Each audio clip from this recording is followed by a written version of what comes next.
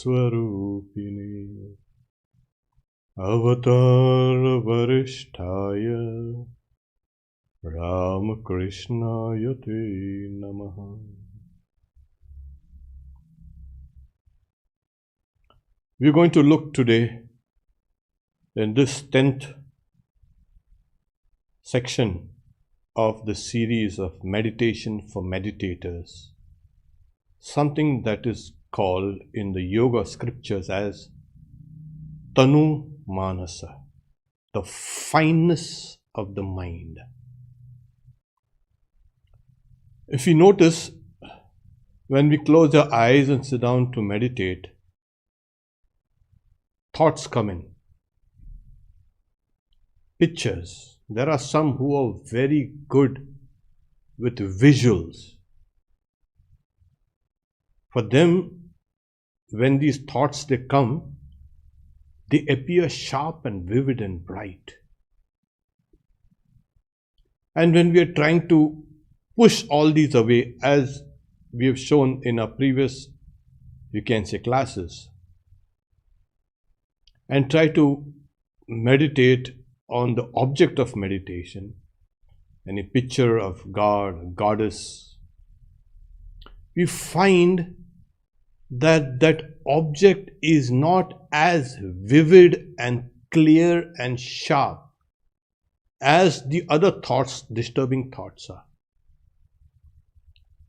There are two types of impressions residing in the different levels of the mind. The more gross the mind is, the more the pictures of objects are sharp and clear and distinct. While we see that the yoga impressions have not yet become settled, haven't become firm in meditating on the object of meditation. So these impressions that are there of the yoga, they need to obstruct the other impressions. So when you meditate, the object of meditation, the picture or a symbol or even a sound, becomes sharp, distinct, completely, you can say, in 3D, and you can see the details.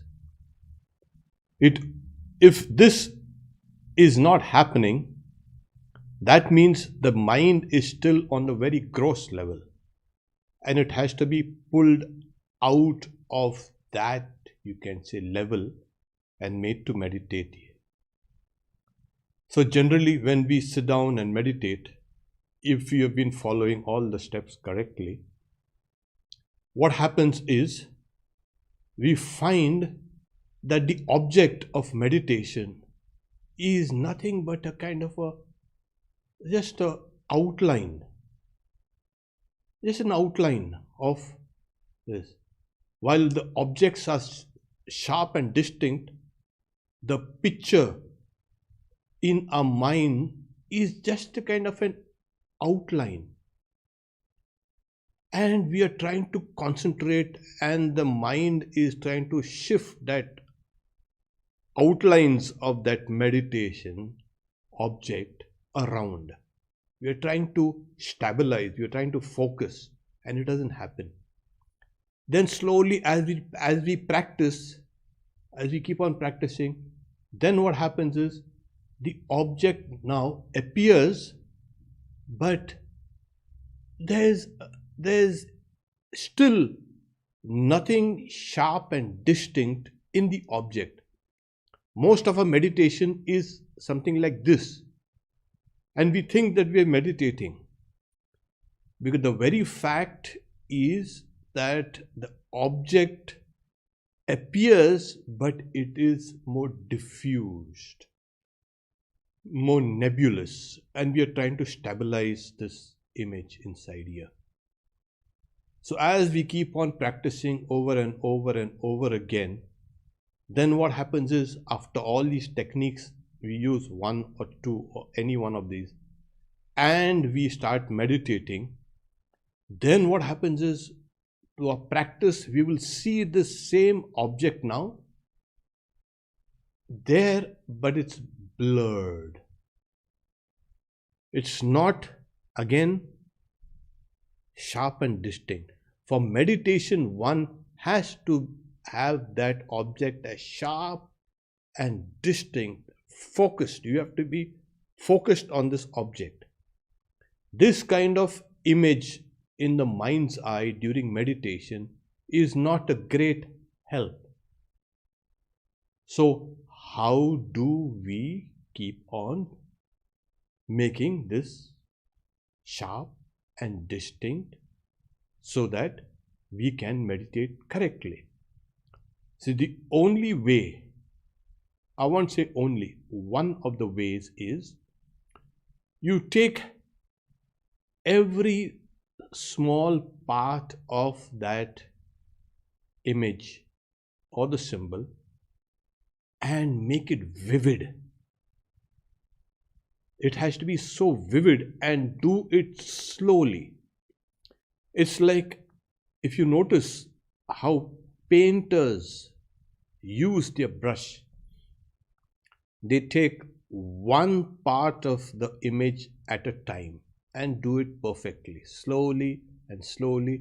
First they draw the outlines, then they fill the outlines, and then the image is slowly getting more and more sharp and focused, and then finally they do the fine tuning. Every part, every limb is perfect. In sculpture or in clay modeling or in painting, we start with the face and then we come down to the body and then to the limbs, the legs. But in meditation, it has to be made to understand that meditate from the feet up. From up you go to the head and then take a circuit and come back down and start again.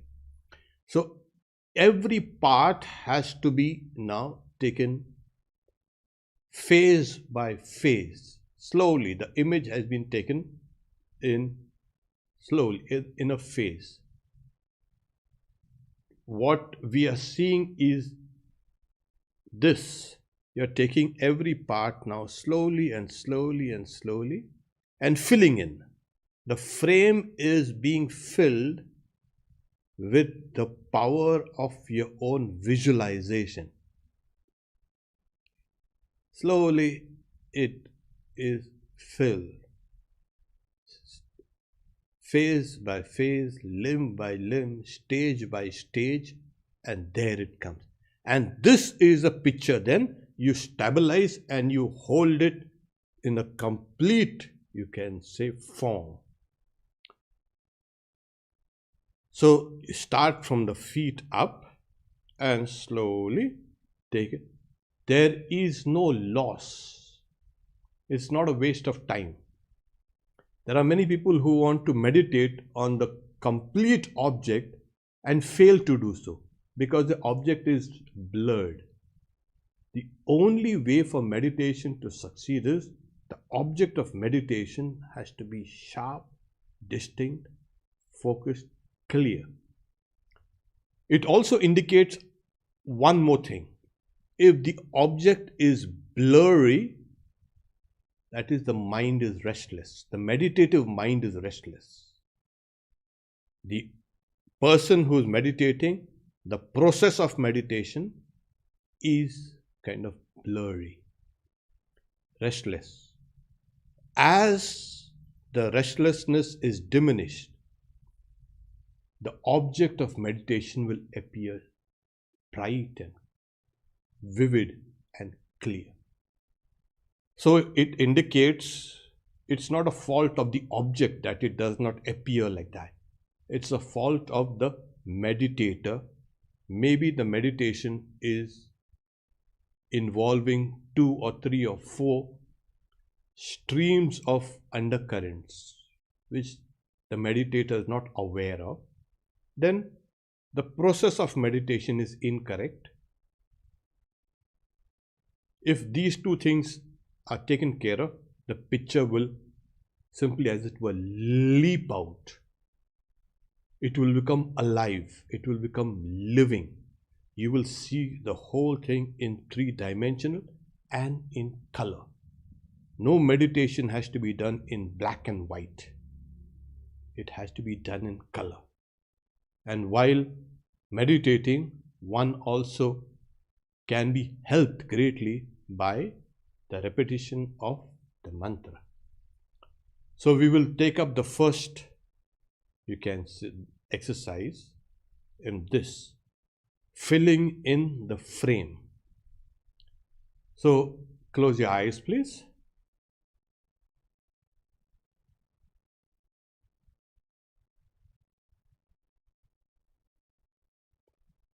Become aware of the breath in your nostrils.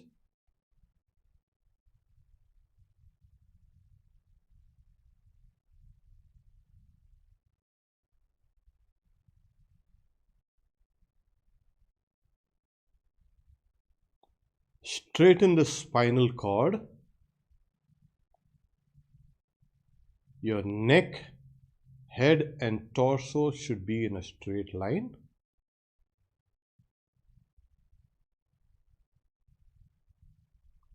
Relax all the facial muscles.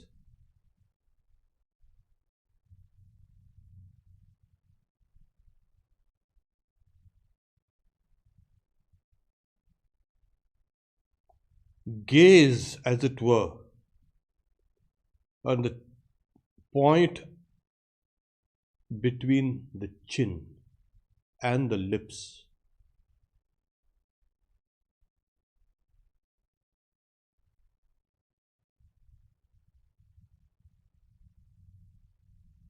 Keep the eyes, as it were, fixed on that point.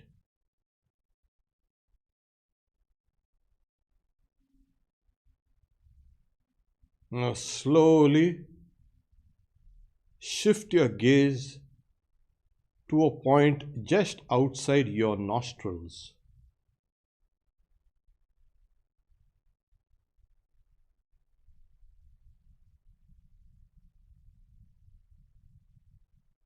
Check to see if your eyes are moving or no under the eyelids. Keep them steady, please.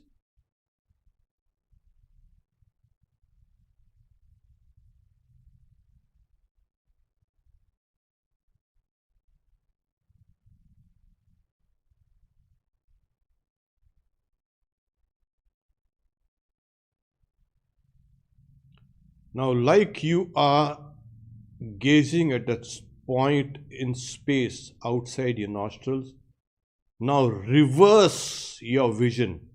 Look inside now.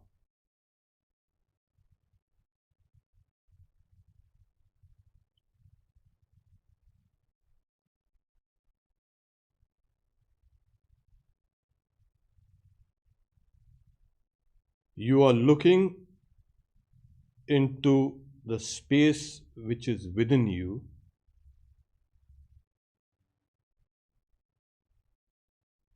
Take a point, any point,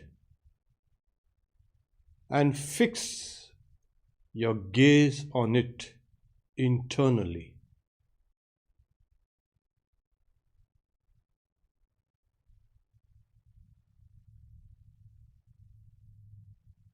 The ideal point is in your heart or deep down into your behind your throat.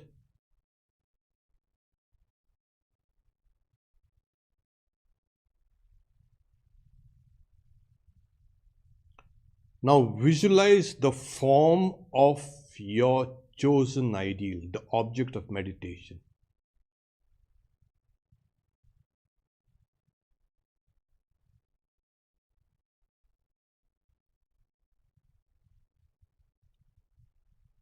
As it is still diffused, make a clear outline of that image. This is the frame. Keep gazing at the outlines, please.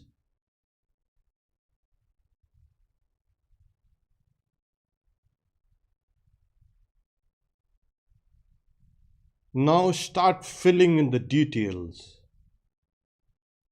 starting from the feet up. Take each part of the body or each part of the symbol, maybe an Om, and really visualize it as vivid, as real, as living. Go in for the very fine details.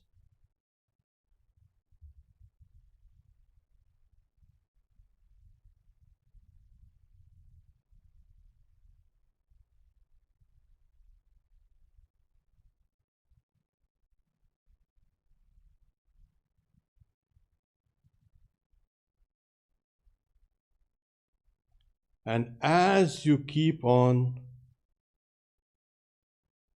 filling in the details within the frame, you will find that image coming alive. Complete one circuit from the feet up to the head. Now watch the whole image, please.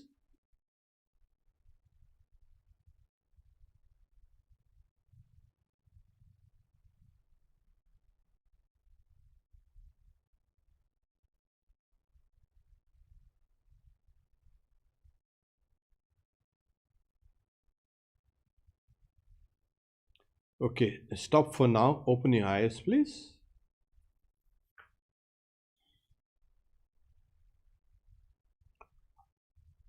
What we did was just an exercise. Like when we paint a picture, we make a frame with the correct dimensions and then slowly and gradually fill in the details. And that's what the whole process of meditation can be like.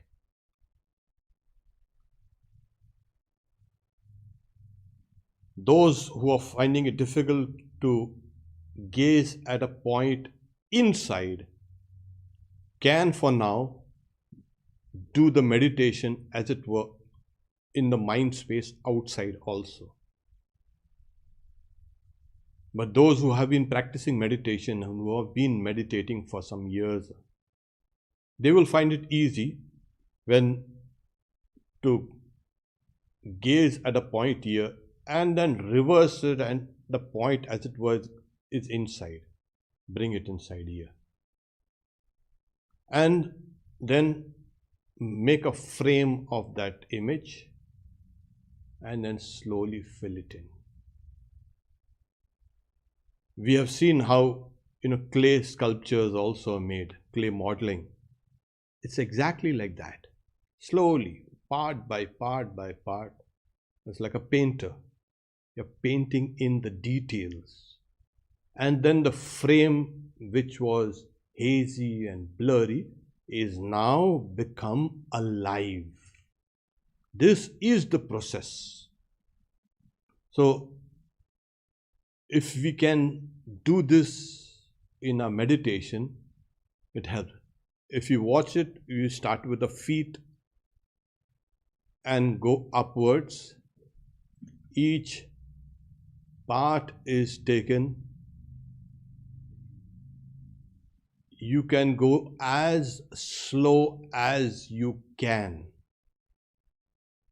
according to your capacity.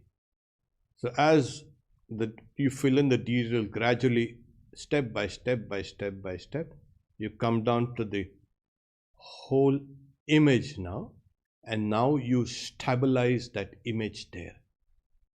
Watch the whole image. You can start the process again from feet up and go up, and again take the whole image and view it. This is the way. you will find that image now coming as it were alive. You will find it also appear in 3 dimensions.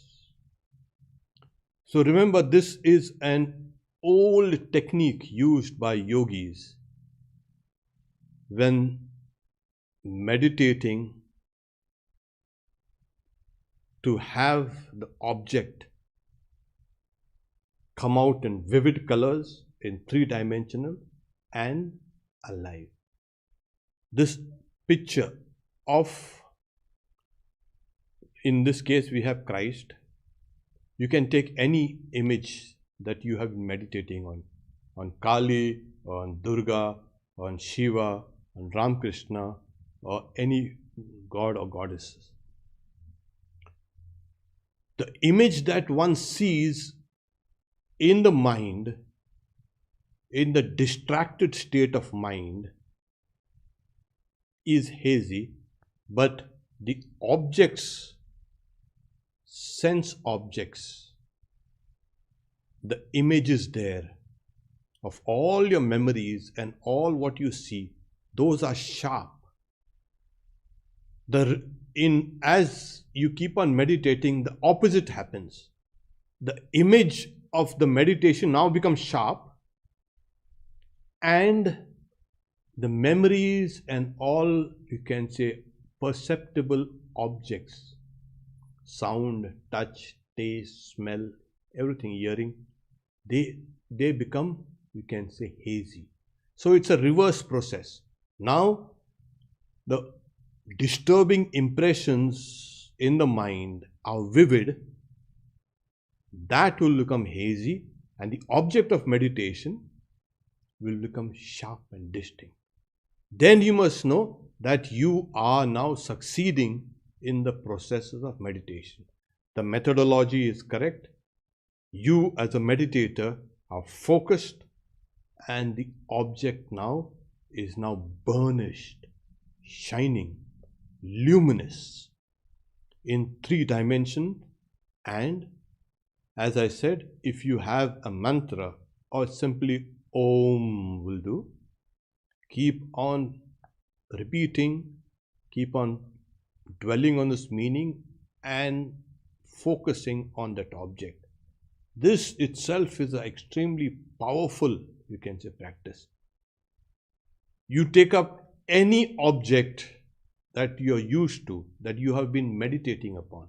Don't jump from object to object.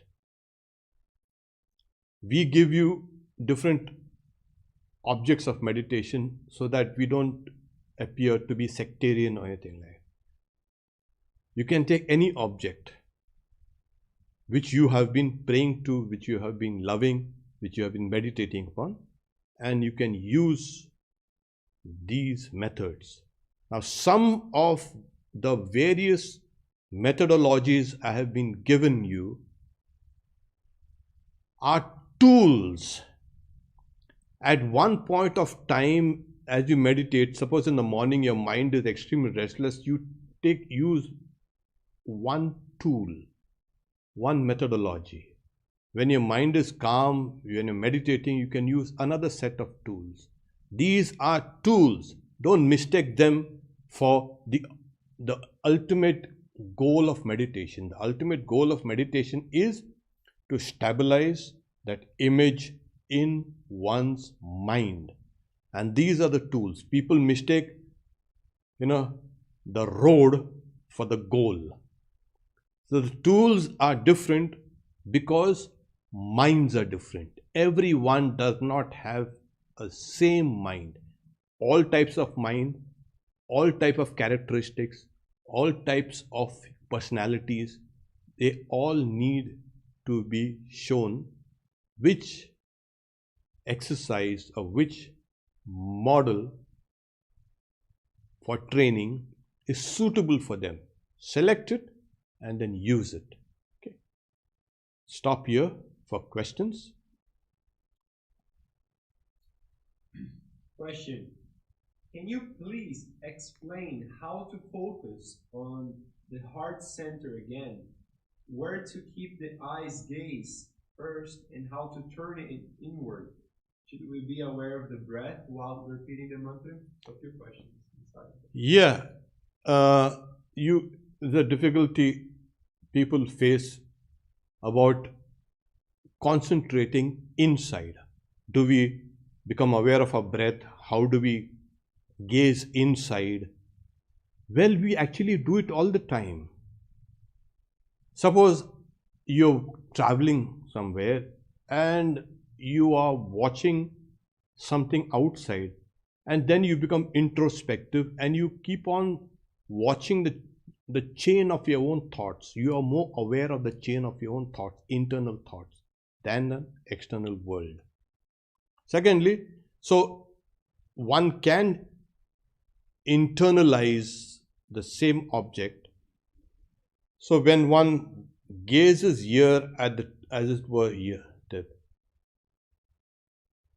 as you keep on gazing, what happens? The power of introspection grows. As you practice also, the power of introspection grows, and you can easily see that same spot which is outside as inside, because your mind has become reversed inside.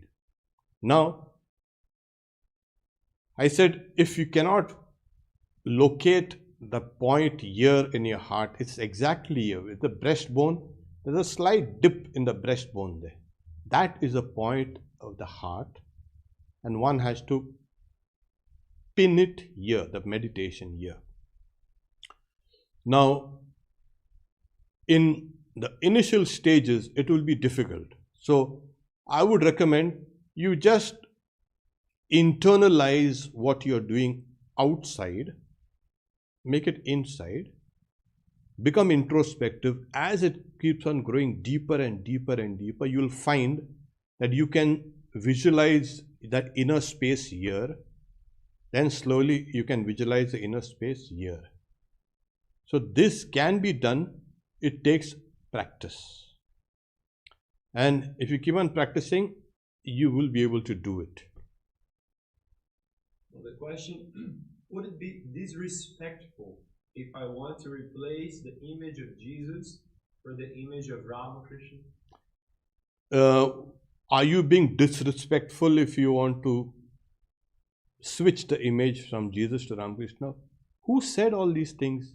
And why should you even think that you are being disrespectful?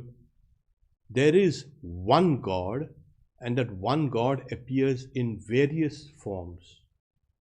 There are certain people with a certain kind of, you can say, devotional attitude for certain forms of God and certain forms of worship.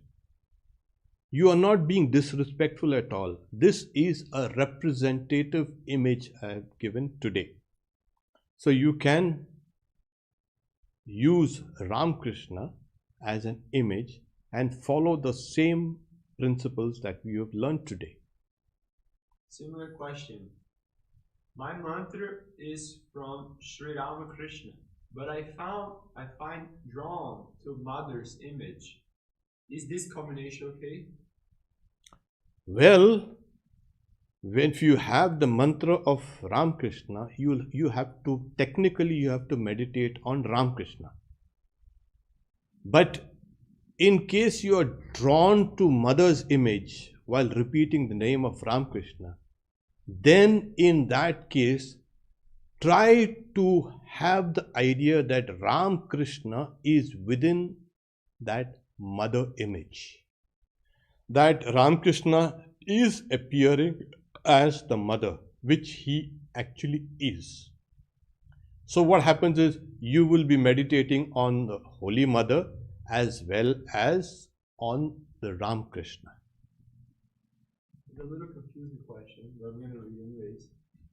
During meditation, how can we clearly distinguish between drops of insight and recollection of the teachings of Advaita Vedanta, or even auto-suggestions about Maya, karma, networks, etc.? See, we are asking people to ask questions related to the topic today.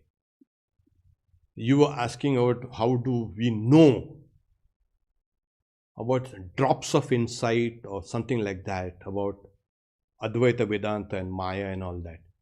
That very question is a contradiction in terms, because insight or intuition will make you know. It is a form of knowledge. When you get either a drop, which we call it a flash of insight, a flash of intuition, you know that this intuition that I've had is a form, but it's a weak intuition. It has to be made stronger.